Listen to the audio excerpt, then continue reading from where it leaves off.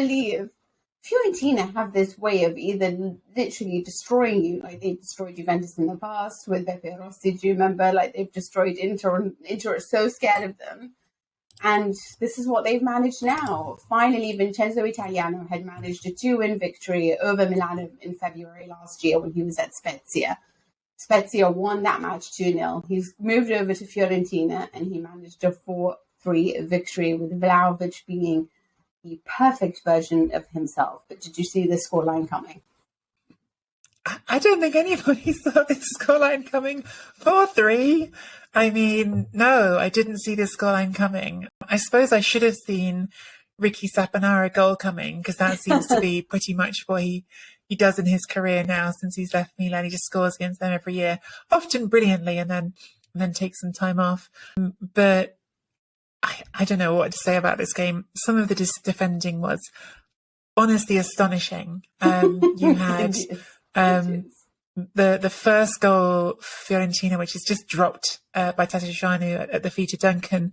You had Milan's first goal, which was Bonaventura somehow misses all 6'5" of Zlatan Ibrahimovic standing right in front of him and passes the ball to him.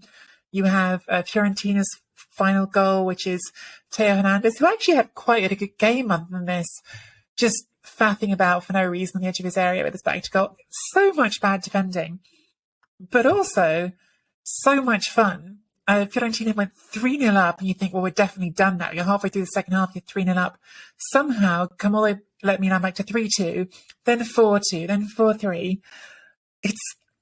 They were both so much fun in different ways. I think this was the most fun game that I've watched maybe all season, even more fun than the Napoli-Inter game. They were both really fun. But variable quality, shall we say. And yes, I don't know. I almost don't know what to make of it. I don't know if you come away from it with some strong takeaway, Mina, or if you just sort of feel like, well, that was fun. Well, here's the thing. What worries me with Milan is that when they do face sides that are so offensively minded and quite gung-ho in their approach, like they have faced in Champions League more, they seem to really suffer. And from every point of view, physical, they are not a side that want to be pressured into acting very quickly. So they want to be the ones that overwhelm you and run really fast and trying to do everything.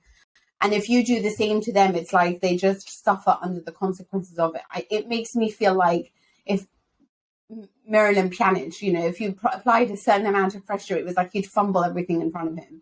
And I feel like Milan are Miralem Pjanic in that sense. And there's just, it's like the Theo Hernandez. I mean, he is so good going forward, but defensively there are still so many mistakes. And it's so easy if you just concentrate on him, you can actually provoke him into tons of mistakes. But I don't want to be too harsh on the side in another version, because they were without 11 players or something ridiculous like that. And from the back five, if you consider the back four, including goalkeeper, they only had 2 starters, which are Captain Cayer and Theo Hernandez.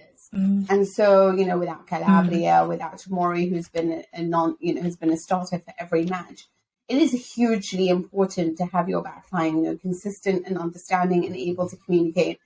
And Tatarusanu managed brilliantly against Inter, but obviously made that mistake. And Gabbia is really, he's young and he hasn't seen the pitch very often, so he's going to make those mistakes. I don't want to be too harsh on him.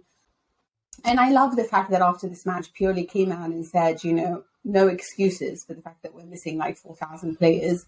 This is something we'll learn from. But there is a part of me that just, I don't know whether they manage the moments of a match very well. And this is where I say to you, for me, Inter starting to look like the most complete team, because they have everything down from a pitch level, a tactical level, a mentality level, an experience level. Milan is still very young. And I think that sometimes when they just need to take a breath, I'm not sure they're there. And Leao, for me, is still the inconsistent performer. Beautiful to watch. Does it translate to goals all the time? I don't know. I think Leao is.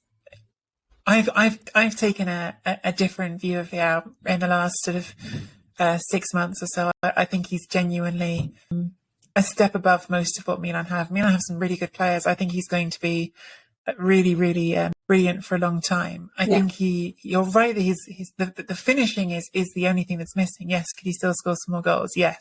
And maybe in this game you wish he had. Although on the other hand, I always think when you lose game 4-3, wasn't the goals that you scored that were your problem. Your problem was at the other end. And I do think that this was a moment where, like, Tatarusanu, for me, I think people have been a bit too quick to say, oh, he's as good as Maignan. I think Maignan was really, really good. And Tatarusanu's done well. You know, he saved a penalty. There's done some good stuff, but I don't find him as convincing in that as like a more global judgment than just shot stopping, you know? And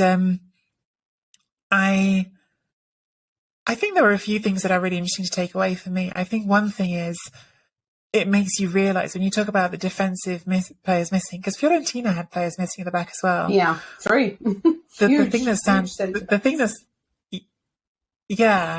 stands out actually for me is Tomori. It makes you realise how important Fikayo Tomori has come, who's still basically a kid, but is really, really good, which is really encouraging for our English listeners out there. I think Tomori is really such an important player for them now. And I think even with Kjær there, and maybe Kjær, if they'd had the choice, they wouldn't have started. He played a couple of quite tiring games for Denmark. But yeah, I think Tomori has become such an important presence at centre-back for Milan. And you really notice it when he's not there, which is quite surprising, given, again, he's young and he came there as an unwanted player. And he's really become a leader already in that Milan team.